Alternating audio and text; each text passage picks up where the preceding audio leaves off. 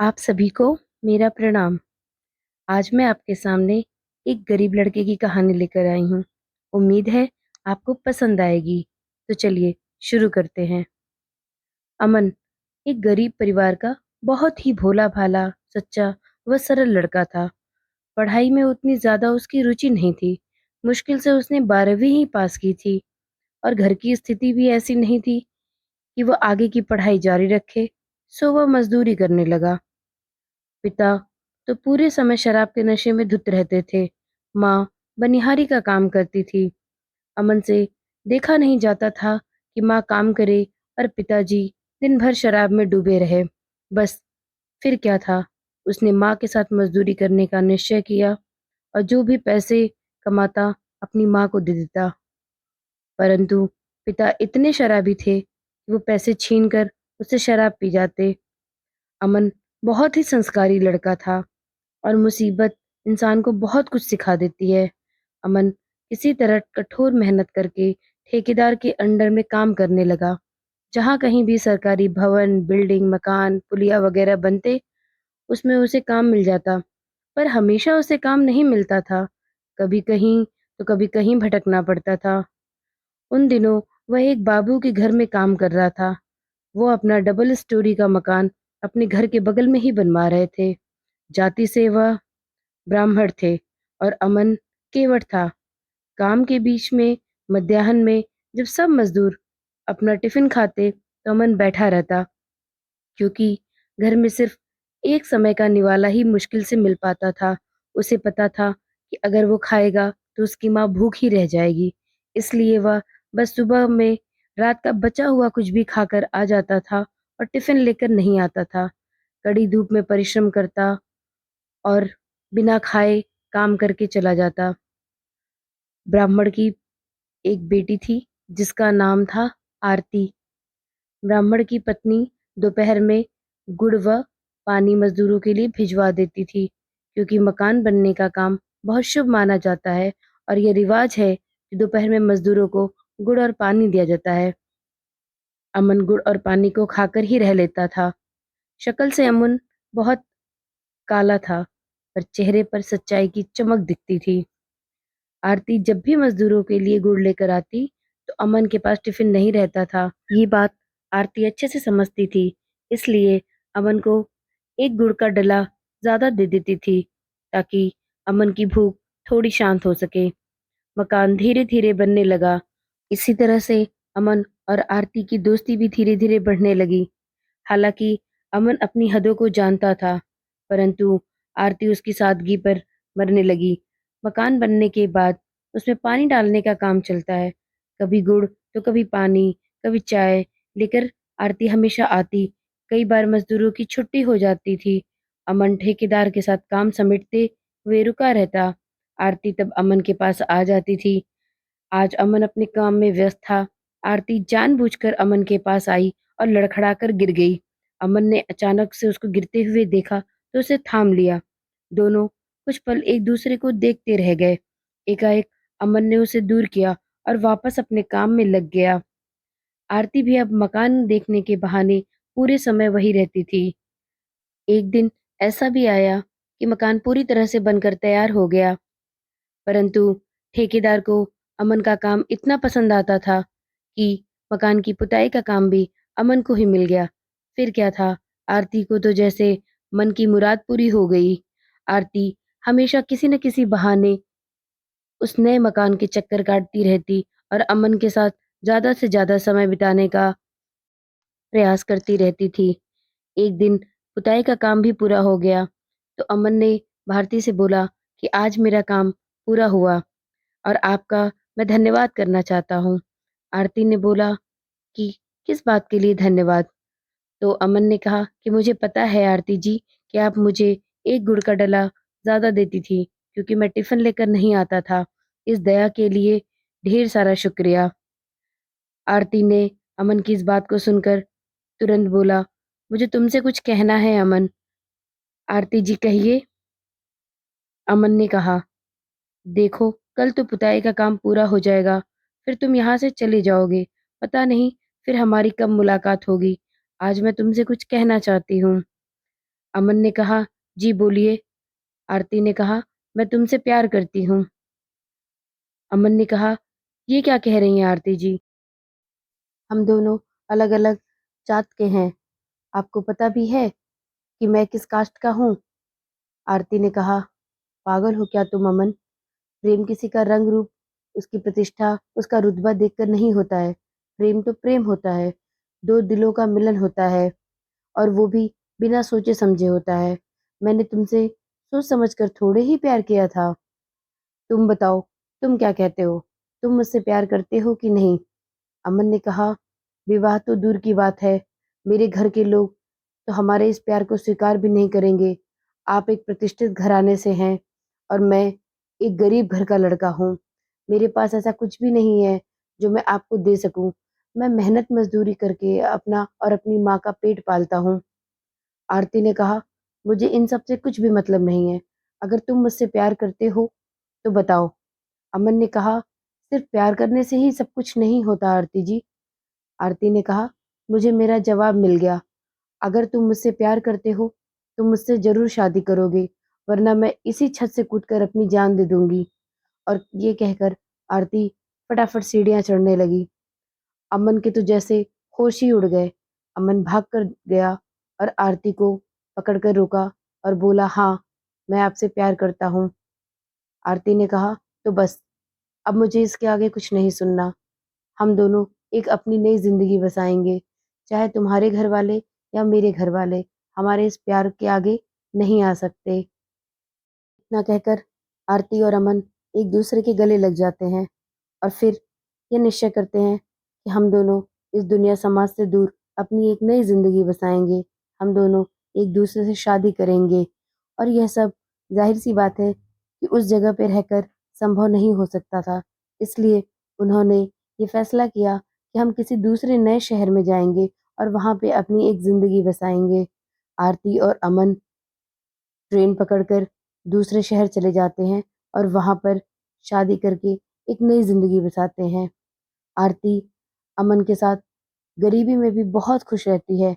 अमन एक छोटी मोटी कंपनी में काम करने लगता है और आरती अपने छोटे से गृहस्थ जीवन को बहुत अच्छे से निभाने लगती है। इधर अमन और आरती की जिंदगी तो बहुत अच्छी चल रही होती है, लेकिन अमन को हर समय ये चिंता सताती है कि उसकी बूढ़ी माँ कैसी होगी। एक दिन अमन से रहा नहीं जाता है और वह अपनी माँ को फोन कर लेता है। अमन की माँ अपने बेटे की आवाज सुनकर भाव विभोर हो जाती है और रोने लगती है कि तू मुझे छोड़कर कहाँ चला गया था। अमन की आंखों में भी आंसू होते हैं। अमन बोलता है कि माँ, मैंने शादी कर ली है। माँ बोलती है कि बेटा, अब तू जहाँ भी है बस मेरे पास आ जा। अमन ये बात आकर आरती को बताता है। आरती भी बहुत खुश होती है। दोनों घर की तरफ वापस चल पड़ते हैं। अमन की माँ अमन को देखकर बहुत खुश होती है, लेकिन आरती को देखकर उसकी भवें चढ़ जाती हैं। आरती से उसकी माँ कहती है कि इसको मत लेकर आ, इसको इसके घर छोड़ आ, क्योंकि इसके पिताजी ने आकर मुझे बहुत खरी खोटी सुनाई है। अमन कहता है कि माँ, मैंने आरती के साथ 7 फेरे लिए हैं, अब मैं उसको ऐसे कैसे छोड़ सकता हूँ? अमन की माँ कहती है, मैं कुछ नहीं जानती, बस इसको इसके घर छोड़ आ। अमन कहता है कि माँ, अगर आरती को तुम अपने साथ नहीं रख सकती तो मैं भी नहीं रह पाऊंगा। अमन की माँ कहती है कि चल अच्छा ठीक है, आज से तुम दोनों का ही ये घर है। फिर अमन, आरती और उसकी माँ रहने लगते हैं। परंतु आरती के प्रति अमन की माँ का व्यवहार बिल्कुल भी अच्छा नहीं होता है। वो उसको गैर बिरादरी का समझकर बहुत प्रताड़ित करती है। आरती अपने पति की खुशियों के कारण कभी भी अमन को कुछ भी नहीं बताती है और सब कुछ हंसते हंसते सह लेती है। अमन की माँ कोई भी एक मौका नहीं छोड़ती है उसे खरी खोटी सुनाने का।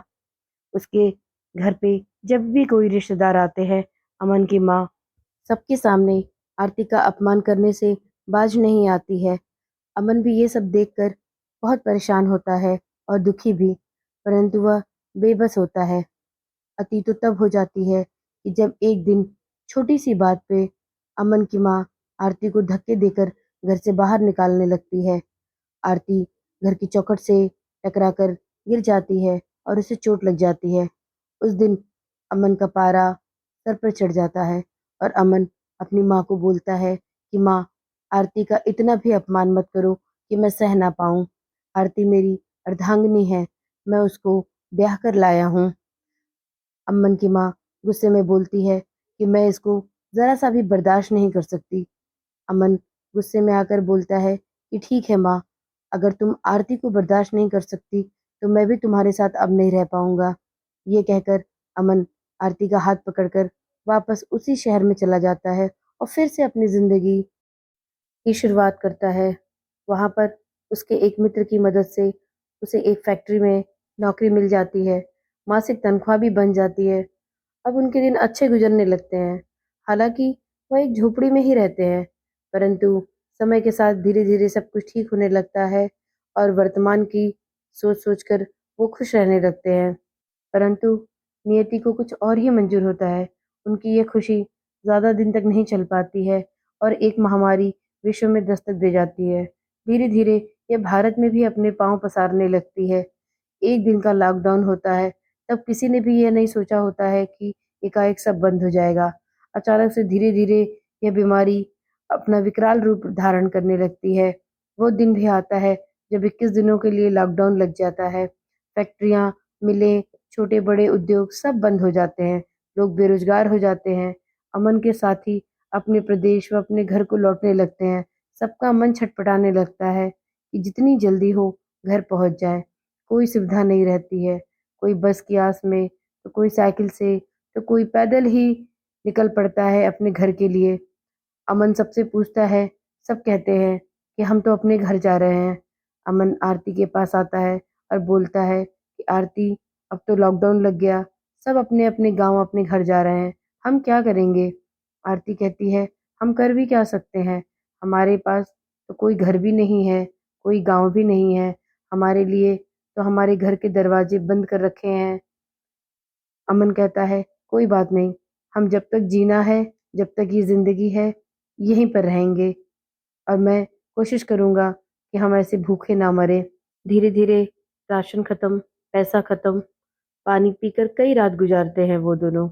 आखिर एक दिन ऐसा भी आता है कि अमन और आरती के पास अब खाने के लिए कुछ भी नहीं बचता है।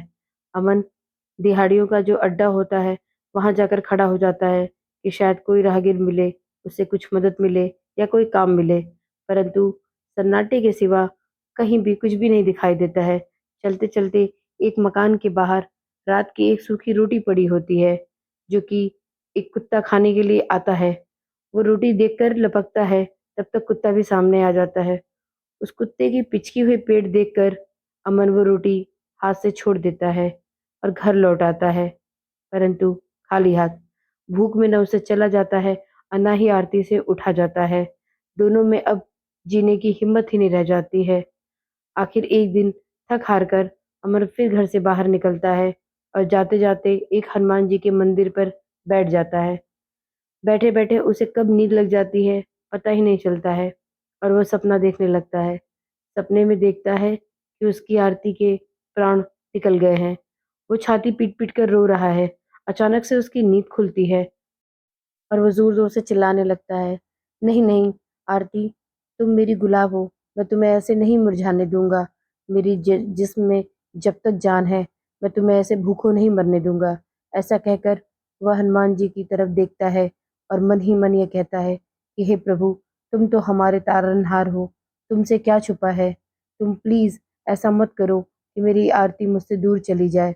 ऐसा कहकर अचानक से उसकी निगाह पड़ती है जहाँ पर एक दोना रखा होता है और दोने में किसी ने हनुमान जी को भोग लगाया होता है। फिर क्या रहता है, उसकी निगाह पड़ते ही वह उस दोने को उठा लेता है और प्रभु से क्षमा मांगकर अपने घर की तरफ दौड़ पड़ता है। आज वह इतना खुश रहता है मानो कि वह कोई भूखा नहीं बल्कि धावक है।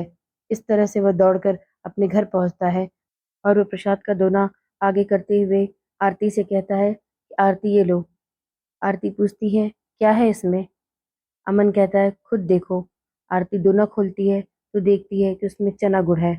अमन की ओर देखते हुए वह सहसा ही कह देती है, ये तुम्हें कहाँ से मिला। अमन उसको बताता है, यह मेरे स्वामी मतलब हनुमान जी ने दिया है। अब चलो जल्दी खा लो गुड़ पानी। गुड़ पानी? दोनों खाते हुए हंसने लग जाते हैं। अमन कहता है, आज गुड़ पानी से दोबारा जीवन में रोशनी लौट आई। अब तो अमन रोज मंदिर जाता है और हनुमान जी का वह लगाया हुआ भोग लेकर घर आता है, और दोनों, आरती और अमन, उस भोग को खाकर अपनी जीविका तब तक चलाते हैं जब तक कि लॉकडाउन खत्म नहीं हो जाता। अमन और आरती की जिंदगी धीरे धीरे पटरी पर आने लगती है, और वो पुराने दिनों को याद कर कर हमेशा ये चीज सोचते हैं कि वो समय क्या था जबकि लॉकडाउन लगा था, किसी एक इंसान को भी बाहर निकलने की अनुमति नहीं थी। फिर फिर हनुमान जी के मंदिर में वो प्रसाद आखिर कौन आकर चढ़ा जाता था? इस प्रश्न का उत्तर ना तो आज तक अमन ढूंढ पाया और ना ही आरती। उम्मीद है कि आपको ये कहानी अच्छी लगी होगी। फिर मिलते हैं एक और कहानी के साथ। धन्यवाद।